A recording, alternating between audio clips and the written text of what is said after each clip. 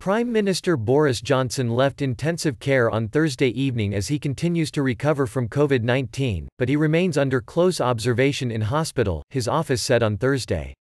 Johnson, 55, was admitted to St. Thomas's Hospital on Sunday evening with a persistent high temperature and cough, and was rushed to intensive care on Monday where he spent 3 nights receiving treatment. The Prime Minister has been moved this evening from intensive care back to the ward, where he will receive close monitoring during the early phase of his recovery, a spokesman from his office said in an emailed statement. He is in extremely good spirits.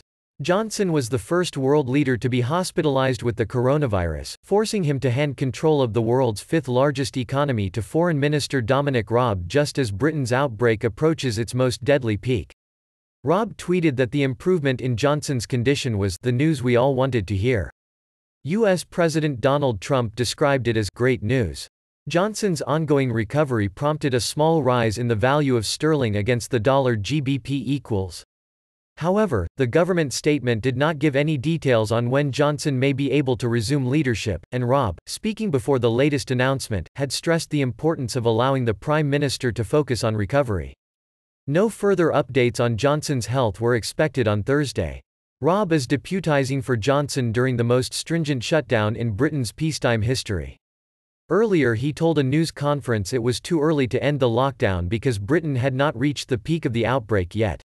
The UK death toll in hospitals from coronavirus now stands at 7,978, a rise of 881 on the day but a smaller increase than the 938 seen in Wednesday's data. With Johnson absent and the death toll still mounting, the British government is wrestling with 2 major issues: how to finance a vast increase in state spending to support the shuttered economy, and when to start easing lockdown measures. With the economy facing potentially the worst hit since World War II, the government said it had expanded its overdraft facility with the Bank of England. The central bank has agreed temporarily to finance government borrowing in response to COVID-19 if funds cannot immediately be raised from debt markets, reviving a measure last widely used during the 2008 financial crisis. The BoE said it was a short-term measure and both it and government said any borrowing from the Ways and Means facility, effectively the government's overdraft with the bank, would be repaid by the end of the year. The government has made pledges costing tens of billions of pounds to support businesses and workers hit by the virus.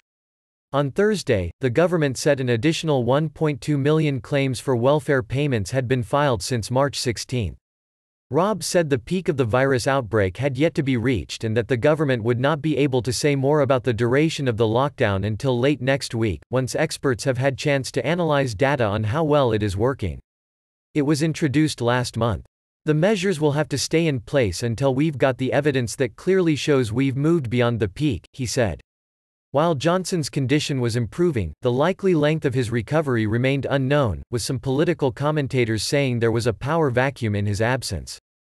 Raab said on Thursday he had the power to make necessary decisions in the Prime Minister's absence and that government will continue to follow the strategy set out by Johnson. He said cabinet could take decisions collectively. The United Kingdom is entering what scientists say is the deadliest phase of the outbreak, with deaths expected to continue to rise over the Easter weekend. But in a sign the shutdown measures were working, health officials have said the number of coronavirus infections and hospital admissions had begun to show signs of flattening. Police said they would be taking tougher action to do just that before the 4-day Easter holiday weekend because many people were continuing to ignore the ban on social gatherings.